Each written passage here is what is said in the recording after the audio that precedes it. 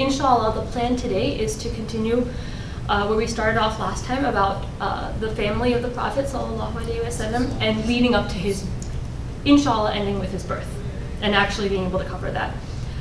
So, does anyone remember what we spent the bulk of the last class talking about? We talked about the Hunafa, the Exactly. people who believed in one God. We talked about the Hunafa, the people who believed in one God, even in that time of polytheism. And we talked about one person in particular who was considered to be one of the Hunafa at length. We talked about the Prophet's grandfather, Abdul Muttalib. Does anybody remember his actual name? Shayba, exactly. Do you guys remember what that means? It means like white-haired or like old man. And the reason they called him that is because when he was born, he had like a streak of white hair. And so the interesting thing, so I want you guys to think of him, really try to like, we're gonna go like very chronologically in his life so we start to understand this person. We saw him born in Medina. His father had already passed away. So his father passed away, I think, even before he knew that his wife was pregnant, because he was on a journey. He's raised basically as an orphan, but alhamdulillah, more or less comfortably. And then when he's like 8 to 10 years old, this uncle appears out of nowhere from Mecca and says, I'm going to take you back with me. His life completely changes. He's now in Mecca. It's like the epicenter of the Arab world, right? It's the center of Hijaz, and now he's allied. He discovers he's like the heir of this great house. I mean, think like Princess Diaries for a second here, right? No, but like really think about it. And then now he's being groomed to become one of the leaders of the Quraysh. He does his job. He follows his uncle around. He listens into their meetings. He proves himself to be, because his father Hashim had other sons as well, so he discovers that he has brothers in Mecca, but he proves himself to be a very talented man and someone who's shaping up to be a great leader. And then what happens?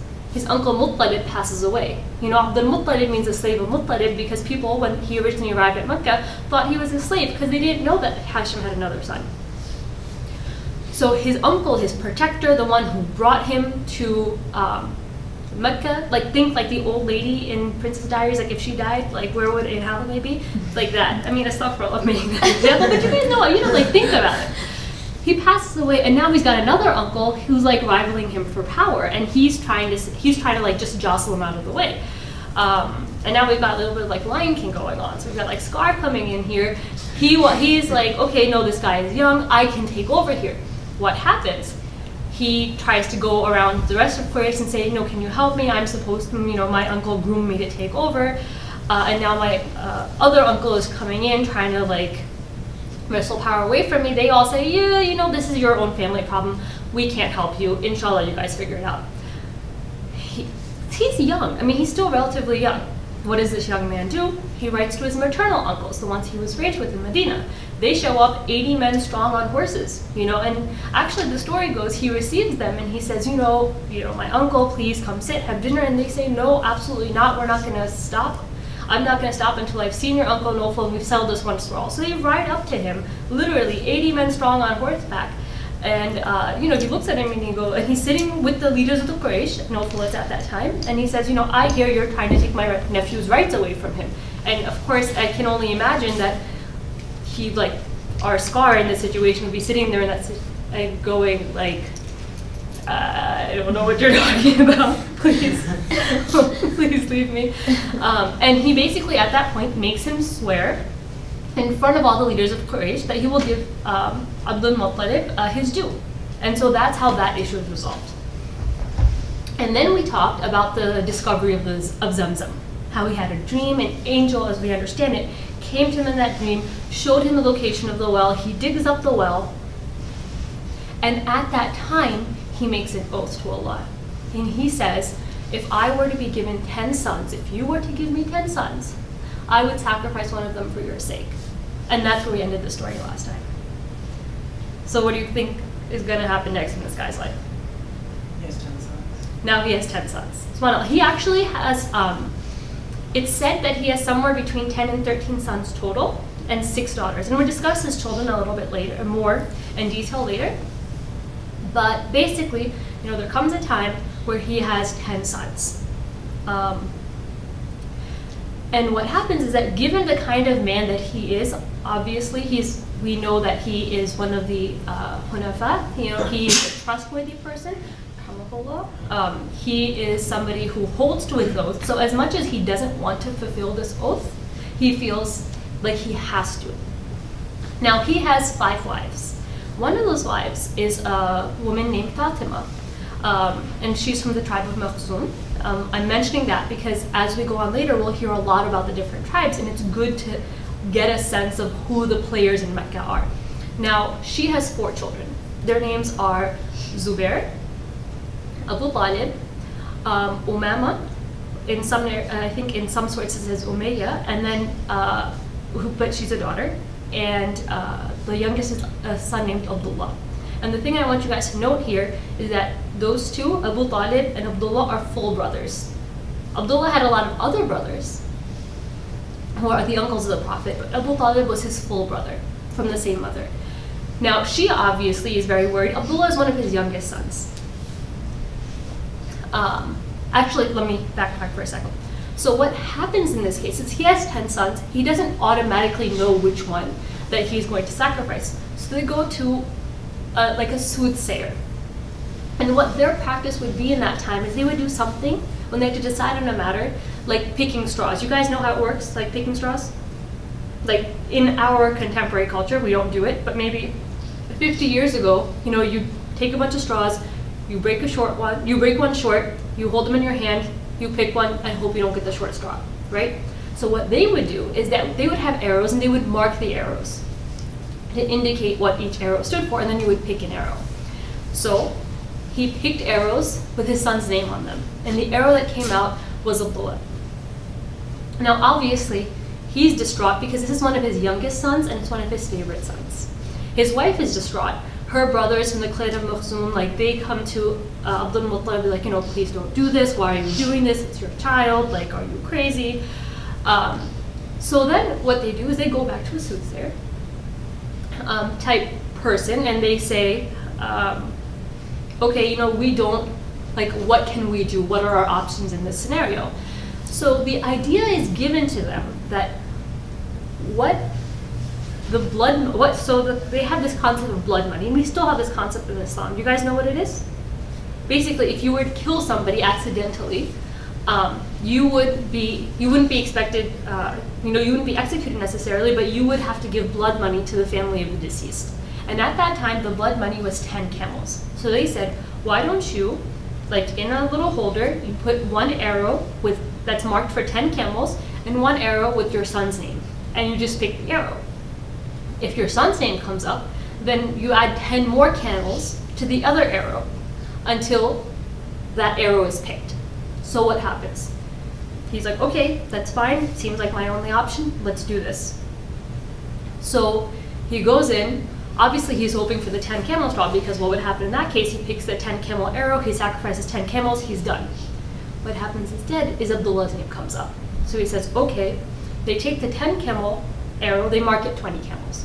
They put it back. Now he's hoping, okay, 20 camels is a lot, but still, it is what it is. Inshallah, I'll get the 20 camel arrow. They do, Abdullah's name comes up again, 30 camels. Abdullah's name comes up again, 40 camels. Abdullah's name comes up again.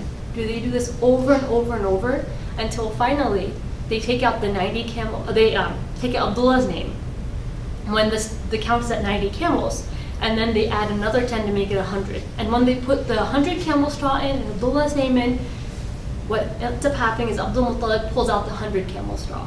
So what he understands from that is that in lieu of his sacrifice, his oath to sacrifice his son, he can sacrifice 100 camels.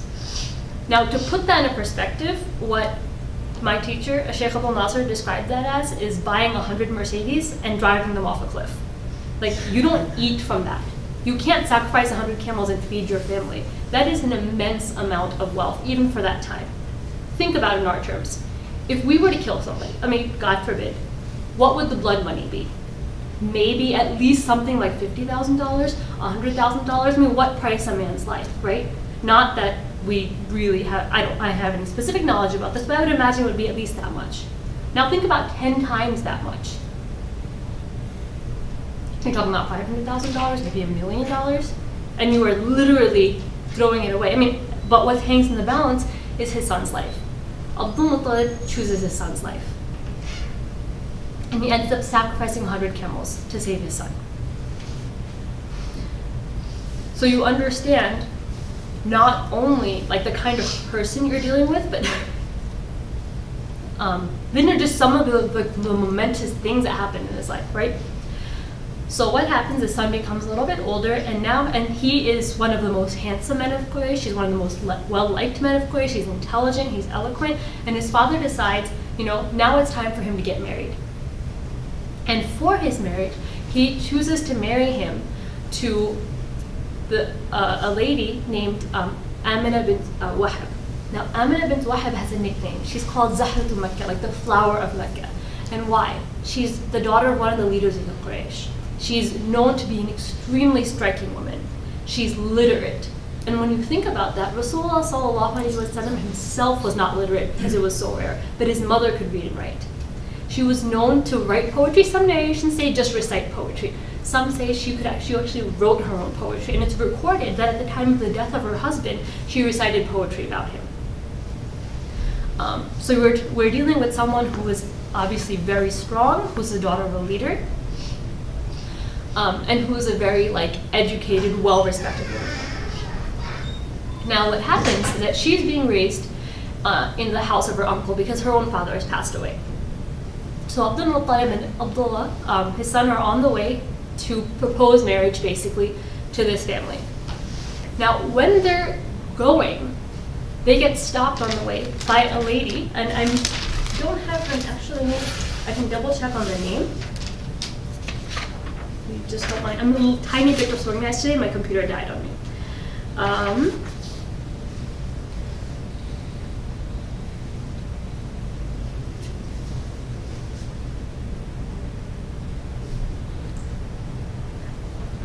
It actually doesn't have her name here, but she was the sister of Waraqa ibn Nawfal. She was the first cousin of Khadija radiallahu ta'ala anha. And she basically stops them, and she indicates her interest in marrying Abdullah, right? And she even says to him in some narrations that, my family will give you the likes of what has already been given to you, meaning 100 camels, or given for you. And he basically turns to her, he's like, sorry, I'm with my dad, we're on our way to do something, can't help you.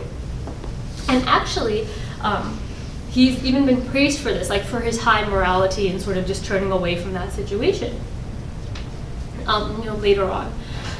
And what happens is that they go to the house of Amina. The marriage is decided upon. They celebrate the marriage. At that time, she's living in the house of her uncle, Wahab. Wahab also has a daughter, and her name is Hara, her cousin. So these two cousins, Amina and Hara, they grow up together. Abdullah marries Amina. Abdul Muttalib at that point takes another wife. He marries Hara. And from Hara, later on, he has several children, one of whom is the uncle of the Prophet, Hamza. Even though he's his uncle, he's almost more like his brother because their mothers are cousins and they're born at a very similar time. They got married at the same time, and their children are born close in age. Now, interestingly enough, sometime after that, either it's narrated that Abdullah himself goes back and he asks that lady, why did you say what you said? And why did you not repeat that offer? Or, it's asked of her in general, why did you, say what you said? Or are you still interested in marrying Abdullah? And she says, no, the light that I saw on him that day has gone from him. Meaning that she indicated that she saw a light coming from him. And that's why she was interested in having a relationship with him. And we can understand this as an indication that there were signs that, he is going to be the father of a prophet. Sallallahu alaihi wasallam. So, let me see what I have noted down. I have a quick question. Oh yes, of course. Please, don't waste any time. Why do you think it was that just in that moment she saw that light, but after that she didn't?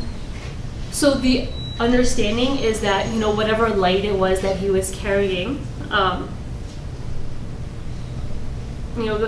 is whatever woman he ended up marrying would end up carrying the Prophet. And we see actually there are a lot more narrations about light. So some have said, oh, even though it was passed to Amina, when she was pregnant with the Prophet, sallallahu alaihi wasallam, like she had dreams about light coming out of her womb.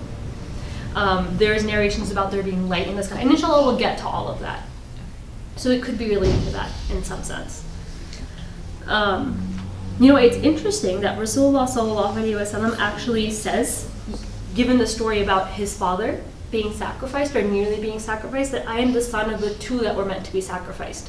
Referencing, of course, his father and who else? Ismail alayhi salam. He was also meant to be sacrificed and he was saved by Allah. There's also a narration, I mentioned this before, Rasulullah sallallahu alaihi wasallam says about himself that going back in all my lineage, I am from nikah, I am not from sifah. I was not born of any sin. Like no one in my family, in my lineage, committed any sin in terms of like any extramarital relationships or anything. Every one of his parents and grandparents and great grandparents and going all the way up was from nikah. Like they had children through marriage, meaning as a reference to like the purity of his lineage. Now, Abdullah and Amina are now married, and the narratives indicate that they were married for a little while before she became pregnant with the Prophet ﷺ. My understanding is maybe a year or two. Abdul Muttalib at this point, he's well established as a leader of Quraysh. He had his sort of golden child. He was able to save. He, at huge personal cost, was able to save him from being sacrificed. He married him to this beautiful woman. Alhamdulillah, he's at a good point in his life. But in the meantime, there are gears turning elsewhere. And now, we're going to turn to what's happening in Yemen. And in Yemen, we have some turmoil. Within Yemen, there is somewhat of a Christian majority, but there are also native Arabs that turn to Judaism. And there's sort of like a Jewish takeover of the city, of the state, basically. And at that time, the Christians in that area face a lot of persecution, to the extent that some even say that the story of Sut al-Buruj, like the people of the ditch, actually refers to this time in Yemen, where the sort of Jewish kings are persecuting the Christian residents of that city and digging ditches and burning them in there. So this is not, of course, definitive, but this is considered one of the incidents that story in the Quran might point to. Now what happens is that the Abyssinian king, because they are a Christian nation, send help to Yemen. Not really to take over, but to sort of free them from this yoke of oppression. And one of the generals that's sent to help from Abyssinia is a man named Abraha. And Abraha, what he does during this turmoil, he's able to free Yemen. He uses this opportunity to set himself up as the governor of Yemen. So he takes power. Thank you so much. Jazakallah khair. Yeah. And now that he's in power of Yemen, he looks at it and he says, this place is basically a wreck. It's just seen a war. It's just seen a drought. It's seen floods. Obviously not at the same time. But something needs to be done. It's not doing well. Now that I'm in charge, I want to get this place going. I want to really put it on the map. And Abraha, you guys have heard of him? Mm-hmm. Who is he? You weren't raising your hand? Tell me. He from Sweetfield. Yeah. Tell me more. Safa, you were raising your hand. Nobody put it down after so they started talking. It's okay. You can finish. You can finish the story. Okay. He was the one who wanted to destroy the Kaaba, so he came riding in on an elephant with a huge army, and then Allah sent down a storm of stones and stuff, and those stones went to people through their head and came out through underneath, and every time it would destroy everything and then they die. Exactly. So he's known as the guy who had the audacity to go ahead and actually try to attack the Kaaba, right? And he's another one of those characters that we caricature. It's it's this evil king.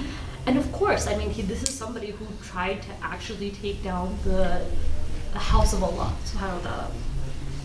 But we want to look at him with a little bit of nuance. Abraha was somebody who was very intelligent. He was a good planner, and he started out, I'm not going to say from a good place. Obviously, he already had some sketchy things going on where he is like supposed to come and free the land, and he takes over and he sets himself up as king. So obviously not a perfect guy, but he's also not like some sort of, he doesn't start out as a monster. He starts out as somebody who obviously wants power and who wants to get this region on the map. And the way he does it, he decides that he's going to do it, is he is going to bring economic prosperity to Yemen, and he develops a plan. He looks around him, and we talked about this last time as well, about the sort of spiritual desperation that was the case in Arabia. You know, people wanted something to worship. And you know, that's why, despite all the polytheism, despite all the idols, people were still going to Mecca. They were still making a pilgrimage there. You know, they were going so far as to worship stones and dirt and goat's milk, like we discussed. And so he decides, what I'm going to do is I'm going to build a house to rival the Kaaba. And people will come to me instead. Or they'll at least come to me as well. So he builds this gigantic church. It's huge, it's glamorous. I think it's still standing. He calls it Qulis. And you know, you can see also some of his harshness at this point when he's building when he's building this church. You know, his workers come, he's very harsh with them. But eventually he gets this built, and it's like this beautiful just attraction. He believes it's going to bring pilgrims and business to Yemen. Now what happens is a man from the tribe of Banu Kinana, he hears about this. Banu Kinana lives a little bit south of Mecca. Now he takes it upon himself. I mean, he sees this as like an insult, obviously, to the Kaaba. He travels to Yemen. He goes to this church, and he basically defaces it. He makes a mess inside, he defaces it. The story goes so far as to say that he defecates inside the church. And obviously this is something that's very insulting. And Abraha responds by raising an army of 60,000 troops and about a dozen elephants to march on Mecca. The 60,000 troops obviously are to take over. The elephants are somewhat of an intimidation factor. You know, an elephant is something that most people in Arabia at that time, you know, they might scare their children with, but they've definitely never seen. So you're like bringing these like mythical, gigantic creatures to Arabia. He sets off for Mecca. Now on his way, he encounters different tribes, and he basically says to all of them, "I'm just coming through. I have no fight with you. I am just on my way to take down the Kaaba." Some of the tribes fight him. Obviously, it's their sacred place. And even then, there are reports of him being, you know, a reasonable man in that he, you know, the leaders say, you know, "Don't kill me, take me prisoner, just take me with you." He sits down, he discusses with them, he takes them prisoner. Then he comes to a tribe called Ta'if. Does that name ring a bell? Ta'if is a city that becomes very important later in this era. But for right now, we should understand it's a little ways from Mecca. It's another major city. And you know how we had talked about the fact that there are different idols in different places around the Hijaz region? The idol of Ta'if was the idol named Allat. And it was actually a very famous idol. And it was a major idol that people worship.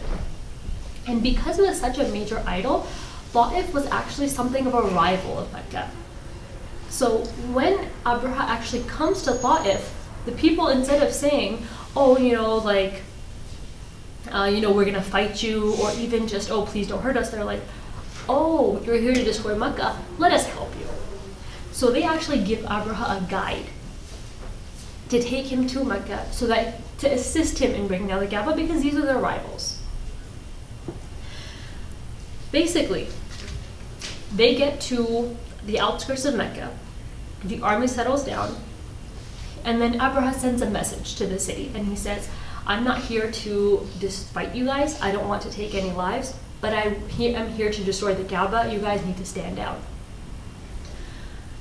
This message is sent, you know, the army is camped, and an interesting thing happens.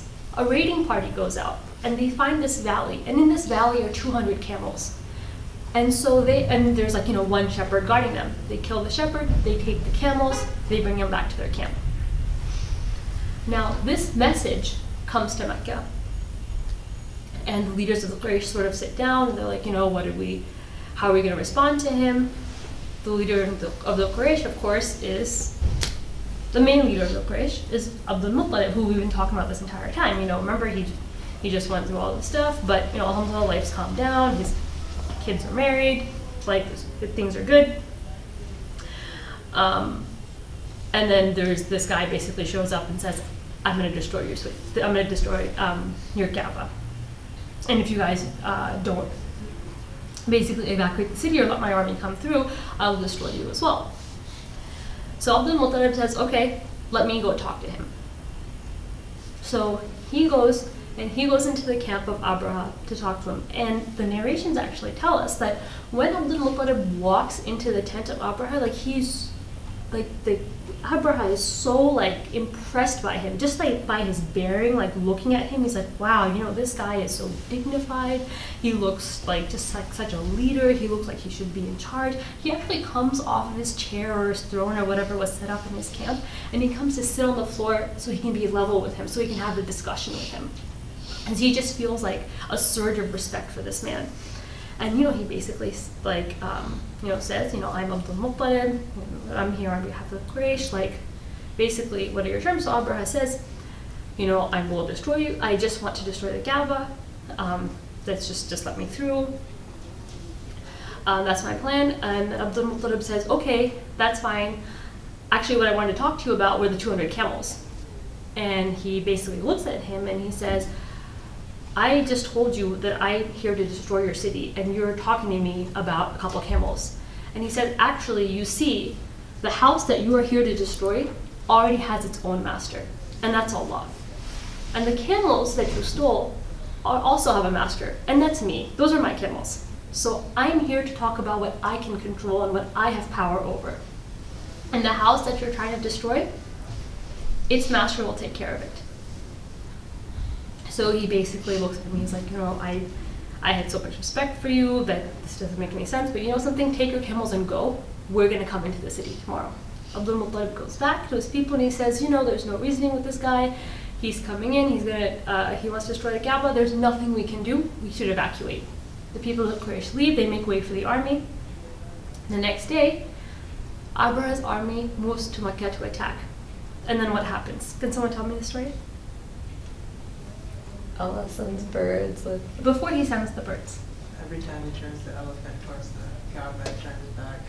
Exactly. So the lead elephant, and it's named Mahmud in some of the books, every time it's directed towards Mecca, it stops.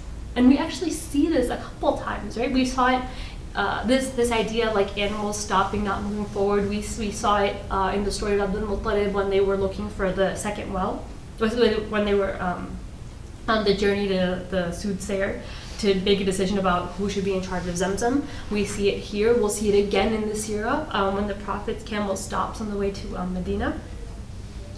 We see it when the Prophet is on his way to Mecca for Fath Mecca. But in this story, basically, the elephant just refuses to move forward, no matter what they do. And then, as described in Surah Al-Fil, Allah subhanahu wa ta'ala sends birds. And the birds he sends each have 3 stones. One in each beak, one in the beak and one in each talon. That's the word I was looking for. And you know, he describes them as stones of baked clay. They rain down upon the people. Now, I'm not gonna lie, whenever I read that story, I thought about the story. I'm like, you know, stones are great, but they don't sound super destructive. But when you think about it, what is a bullet besides a really hard little stone? So basically, it's think about bullets coming down from the sky, just destroying these people. Obviously, the army is 60,000 strong, so it's a lot of bodies. After the birds come down to destroy the people, there is a flood and their bodies are carried away. And that was the end of the invasion of the elephant. When this invasion happened, Abdullah, the father of the Prophet, was already away on a journey. He didn't see it. 2 months after this invasion is when it's narrated that Rasulullah sallallahu alaihi wasallam was born. Normally, these incidents are not really told in this manner, but I wanted to give you guys the story chronologically so you understand. You know, the parents got married, they're together for a little while. Abdullah is sent off on a journey by his father, either to Medina some say to Sham. And while he's gone, there's this invasion in Mecca, which alhamdulillah at the last minute is stalled, the enemy is destroyed, and 2 months later, the Prophet's mother gives birth to the Prophet sallallahu alaihi wasallam. It looks like we have time, alhamdulillah, to talk about the birth in some detail. So what are some of the features of the pregnancy of the mother of the Prophet, of Amina? And what are some of the circumstances of his birth? So it's said that when the Prophet's mother was carrying him, sallallahu alaihi wasallam, she herself is recorded as saying that she felt no pain or discomfort. And you guys are a little bit young, so you don't have any experience with this probably, but that's an extremely, extremely unusual thing for a pregnant woman to share. Usually that's a time of extreme discomfort, nausea, vomiting, just all sorts of horrible things. But she said that she had no discomfort, not during her pregnancy and not even during the birth of the Prophet. SubhanAllah. She reported that she saw dreams. And in one dream, she saw that there was a light coming out of her stomach leading all the way to Sham. In another dream, an angel actually comes to her. And I'll actually read to you what he says. And like I said, I apologize, my computer died on me, so we're going to have to use my phone for notes.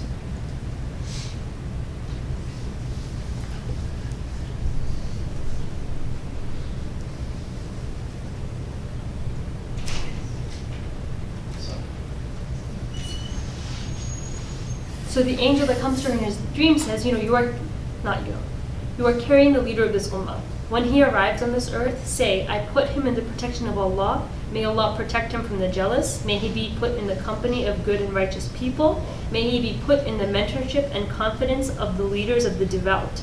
May he arrive to this earth without any adversity until he witnesses that which he is to witness, meaning that he receives prophethood.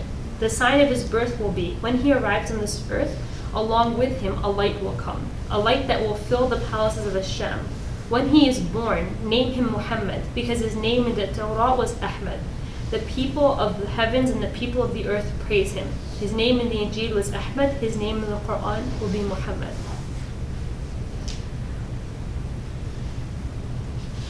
There are some reports as well. And Abdul Muttalib also saw dreams, or saw an angel come to him in his dreams at this time, instructing him to name the child Muhammad. Are you guys all following along so far, by the way? Are there any questions? We're good? Okay. It is, I know I am just sort of like sitting here just like talking and talking and talking. I want to make sure everyone's with me, since we changed topics a little bit abruptly. So, at the actual birth of the Prophet ﷺ, there are reports of 2 women that we know of being with the Prophet. One of them is a lady named Ash-Shifa, and she's actually the mother of Abdurrahman ibn Auf, who's one of, correct me if I'm wrong, but I'm pretty sure about this, he's one of the 10 promised paradise, and he was later one of the very important companions of the Prophet ﷺ. So it's sort of a nice detail to know that, his mom helped out Amina at the birth of the Prophet ﷺ. And she actually reported that when the Prophet ﷺ came into the world, like they looked outside and they actually saw the stars like as if they were coming close to the earth, and to the extent that they were fearful that they would come so close that they would fall. And this was reported by her to Abdul Muttalib, and it's recorded. There are some narrations, and again, we started this class by saying, not everything in the seerah is an authentic narration. There are things that we know for certain, but there are some things that we have some doubt in. We share them anyway because we are doing our best to sort of get hints and glimpses into what the life was of Rasulullah sallallahu alaihi wasallam. So we have to understand some of these things are more authentic than others. There are some narrations that say Rasulullah sallallahu alaihi wasallam was born with his eyes open. There's some narrations that say that as soon as he was born, he sat up sort of by himself, like on his knees. There are some narrations that say that when he came out, his umbilical cord was already cut. I mean, I don't know if you guys know, but when a baby comes out, generally there's an umbilical cord connecting it to its mother, and somebody has to cut that. But there are narrations that his was already cut. Now, in terms of being named Muhammad, how many people have heard that he is the first person to ever be named this name? Wow, just one person. That's generally something that everybody else has heard, that there were other people named Muhammad. They've just never heard anything about it at all. So that's one of the things generally that you hear, that, oh, this was the first time this name was ever used. That is not actually true, but it is the case that it was a very rare name. And what the scholars do say is that there was never a man named Muhammad who claimed prophethood. Now, what does Muhammad mean? Someone highly praised. Sure, highly praised. And what does Ahmad mean? Someone's highly praised. Both words have same meaning, but there is a grammatical difference. Yeah, so it's a little bit different. So not everybody is familiar with how Arabic works, so I'll just explain it in simple terms. I'll do my best. Every word in Arabic has a 3-letter root. So just because they sound somewhat similar but also different, Muhammad and Ahmad, they both have the same 3-letter root, which is ha, ma, and da. So Ahmad is the most praised, basically. It's like the what's the right word that I'm looking for? Superlative. The superlative. Yes, thank you so much. Technically, it's the comparative, so like more praised, but we can understand it to mean like the most praised. Muhammad is somebody who is like repeatedly or abundantly praised, and it's a more rare form of the name. The Quran refers to the Prophet ﷺ as Muhammad in 3 places and Ahmad in 1 place. So we understand both those names to refer to the Prophet ﷺ. And even in the Quran, it mentions that his name as given in previous revelations was Ahmad. Because in Surah Al-Saf, Isa alayhi salam is recorded as saying, وَإِذْ قَالَ عِيسَى ابْنُ مَرْيَمَ يَا بَنِي إِسْرَائِيلَ إِنِّي رَسُولُ اللَّهِ إِلَيْكُمْ مُصَدِّقًا لِمَا بَيْنَ يَدَيَّ مِنَ التَّوْرَاةِ وَمُبَشِّرًا بِرَسُولٍ يَأْتِي مِن بَعْدِي اسْمُهُ أَحْمَدُ Ya Bani Israel, I am a prophet to you, giving you the truth, confirming what came before me, and giving you news of a prophet that will come after me, and his name will be Ahmad. Which is the one instance in which the Quran refers to him as Ahmad. There is some debate over who gave him the name. Some say, his mother was inspired to give him the name. Some say Abdul Muttalib was inspired to give him the name. And some narrations say that his mother actually preferred the name Ahmad, and she would call him Ahmad while his grandfather actually gave him the name Muhammad, and he preferred the name Muhammad. When he was born, there was an aqiqah on the 7th day. So this was a practice, the aqiqah, that existed prior to the time of Rasulullah sallallahu alaihi wasallam. It is understood to be one of the practices that came from Ibrahim alayhi salam, and that's something that was maintained by Islam. And we see that Islam maintained and validated a lot of the practices of the pre-Islamic Arabs. And they continue on, in our religion to this day. Rasulullah ﷺ was born on a Monday. That much is basically agreed upon. And not only was he born on a Monday, but he was given prophethood on a Monday. He started the Hijrah on a Monday. Some say that he ended the Hijrah. He arrived in Medina also on a Monday, and he passed away on a Monday. This is obviously one of the reasons I think that we fast on Mondays. But also, was even considered one of the signs of his prophethood, because one of the signs that some of the monks and rabbis that were looking for prophets, and we'll come to that in just a second, discussed was the fact that the prophet of the last times would be born on a Monday, given prophet on a Monday, and pass away on a Monday. Do you guys know which day the Prophet ﷺ was born? What's that?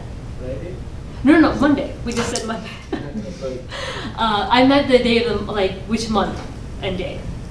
Rabiul So it's generally agreed upon that he was born in Rabiul Awwal. There are some narrations that say he was born in Ramadan, but they're considered much weaker. There's also a saying that I was listening to someone, and he's saying that in some place they mentioned like he's born in Muharram. Interesting. I've actually never heard that. So I've never heard that. I Yes. have a question. So Rabiul Awwal is the 3rd month of the Islamic calendar, right? Yes. And this happened 2 months after the invasion. So and that's the year of the elephant. So did the invasion happen in like Muharram? That would be a very good deduction. Okay. It's not actually 100% confirmed that it happened 2 months after the invasion. Mhm. It happened in the same year as the invasion, Okay. and prior and afterward.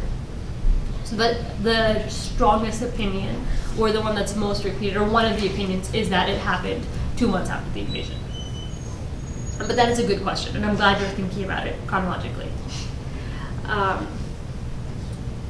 As to the day, there are different opinions about which day. The strongest opinion is the 12th of Rabiul Awwal, which is the day, a lot of cultures, they celebrate sort of like the birthday of the Prophet. In terms of the status of celebrating this day, the scholars take different positions. Some say it is okay to have, extra lectures, fast, engage in extra remembrance on this day because it is the day that Rasulullah ﷺ is accepted to have come into this world.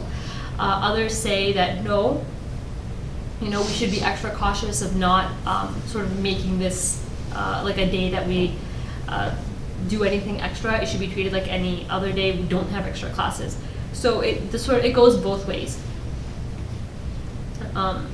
In terms of, but even so, if one were to want to commemorate this day, the best way to do that would probably be through extra worship, or maybe a class or some remembrance of the Prophet sallallahu alaihi wasallam. We have a little bit more time, so inshallah we'll talk also about some of the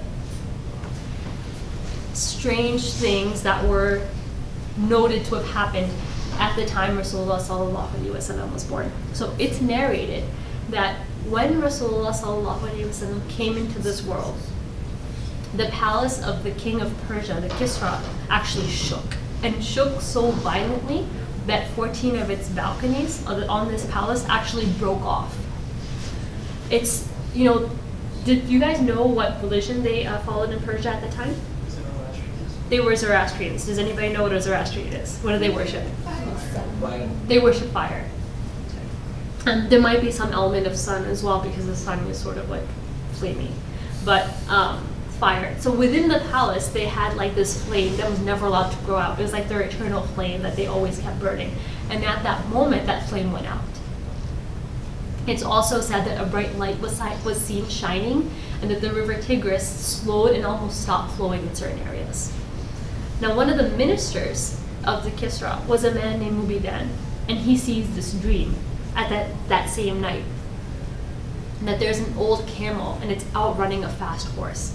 And so the next day, there's a council, the emperor calls this council, he's there was a shaking of the palace, our eternal flame went out, there's this light shining in the sky, the river stopped flowing, and the vizier says, actually, I saw a dream. And he's well, what did you see in your dream? And he relates this dream, and he says, what does that mean? And Mubidan was actually considered to be somebody who was qualified in interpreting dreams, and he says, what I understand from this is that something is happening in Arabia, and we need to look to that direction. So the emperor actually sends a man to Arabia. And so the messenger of the Kisra, and the Kisra is a title. I'm not sure of the actual name of this emperor, but he sends a man to Arabia, and he reaches the Ghassan tribe, which is sort of on the border between the area of Sham and the area of the rest of Arabia, Hijaz. And he tells him, I've been sent by the emperor of Persia. Something is happening in Arabia, and we're here to find out what. And that man, Abdul Masih, says, it's funny that you asked me that, because this last week, every single one of the leaders of Sham has also sent me messengers asking me the same thing, that something is happening in Arabia. And there are narrations that he actually goes and he asks someone else, and that man tells him that the prophet of the last times has been born. And he goes on to say that there will be 14 more emperors of Persia before the line is extinguished. And this will happen, that you'll have 4 in 10 years, but I think it's actually 10 in 4 years. You have 10 emperors in 4 years, and then, which is actually what ended up happening. And then they had so much infighting at that time, because of assassinations, Persia then saw a string of 10 emperors in 4 years, and after that they had 4 more emperors, and that line actually died. They were basically conquered by the Muslim Empire in the time of Uthman bin Affan, like in his Khilafah. Now, there were similar reports of like prophecies in other parts of Arabia. It's actually said that there were monks and rabbis in the area of Arabia who had been talking for some time about a messenger coming. Even 2 or 3 generations back, there are some reports of men that came to the people of Quraysh that interviewed Abdi Manaf, they interviewed Abd Shams, and they actually asked them about their family, they asked them about their history, and they told them that there is a prophet coming from this area, and we're looking for him. You guys are ignorant Arabs, you guys don't know anything, you don't have any revelation, but we know, and we are expecting him to come from your people, and he will change basically the course of your future. And there's even reports of a monk named Aisa, I think that's how you pronounce that name, who built a monastery outside of Mecca, so at some distance, specifically because his research had led him to conclude that the last prophet would be born in this area in this time. And so he would actually make an annual trip to Mecca and ask the people, who was born this year? Tell me about this child, tell me about their birth, tell me about your family history, because he was waiting for the birth of the prophet. There were reports of rabbis and monks coming to Mecca, even talking to Amina once she had given birth, and one even telling her that this was the last prophet.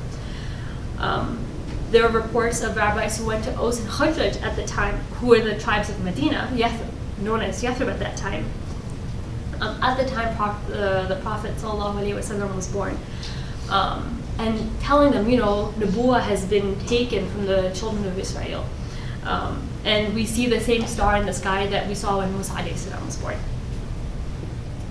And I actually want to talk to this for a second, because when we hear, again, a lot of these narrations, when I first heard them when I was studying, I had a little bit of difficulty sort of maybe believing that they would be true, because on the one hand, if this is the case, why didn't everyone already know that there was a prophet coming? Like, why was it so hard to swallow later on?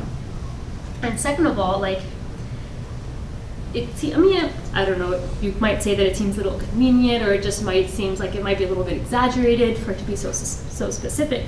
But, can you guys see where I'm coming from? Do you have that reaction to some extent? Mm-hmm. And it might be the case. It could be the case that there is some element of exaggeration, but it is absolutely the case that we have many narrations of different people before the prophet was born and throughout his life that had some indication that there was a prophet coming and that this would be the prophet. And so I want you guys to think about this for a second. We live in a time, as Muslims, we understand that the door to revelation has been closed, and it's been closed for a very long time, in our reckoning. But these people lived at a time where the door of revelation was still technically open. There had been no revelation for some time. Allah subhanahu wa ta'ala had not spoken to mankind for some time, but that does not mean that there was no knowledge in the world. If you look at Bani Israel, before Isa alayhi salam, they actually had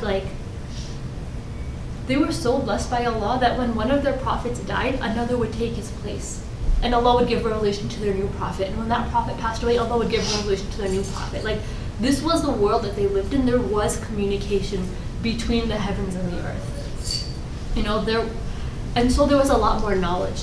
Now we look at Christianity and Judaism, and they've sort of become more crystallized, into their current forms. And we understand, we look at them and we say, they've been changed from their original sources. But at that time, they were a lot closer to their original sources. Not to say that there wasn't corruption, and we'll see that later in the seerah. But there were people who were looking for the truth, who were searching for the truth, who were doing research, and who were aware from their readings that there is another prophet coming. And they were, think about that. If your religion told you, there was another prophet coming and these are his signs, wouldn't you be on the lookout for that? This was a time where this possibility was still open to them. And then, in terms of, and so that's if you think about that, you can start to understand why there may actually have been people coming to Mecca, because if Allah did give signs, then, and some people were able to interpret those signs, then of course they would come to Mecca, because that is where Rasulullah sallallahu alaihi wasallam was born. And then the other thing I want you to think about, and this is going to sound a little new agey, and I apologize, but a lot of times we think about Islam, we think about sort of a list of rules, like yeses and nos, do's and don'ts, eat this, don't eat that. We think about seerah, we think about a collection of like just facts. But Islam, if you look at the Quran, if you look at how Allah talks about the universe, it's so much more interconnected than that. When Allah talks about the earth, He talks about it in a way that shows that it's very much affected by what is happening in the world of men. When Allah talks about the Day of Judgment, what is the number one thing, when Allah talks about the Day of Judgment, what are the number one things that are happening in the Quran, like in the surahs that are talking about the Day of Judgment? What's that?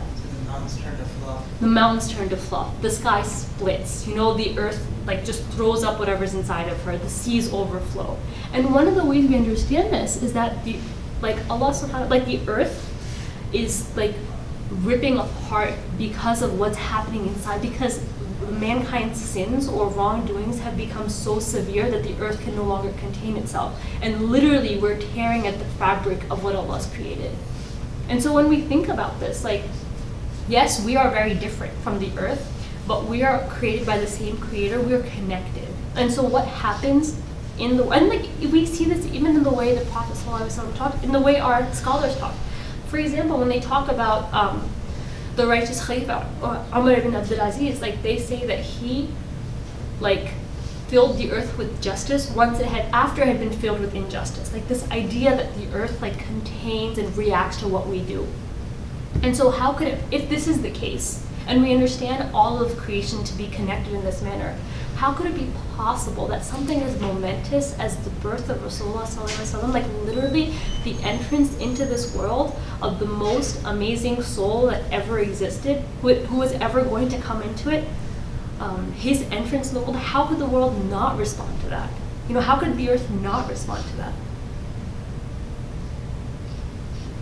So that's just something that I want to leave you guys with. So consider that, subhanAllah, we've made it to this, we finally, in our third class, made it to the birth of the Prophet ﷺ. He's now 2 minutes old. Thank you so much. وآخر دعوانا أن الحمد لله رب العالمين. جزاكم الله خير and Assalamu alaikum.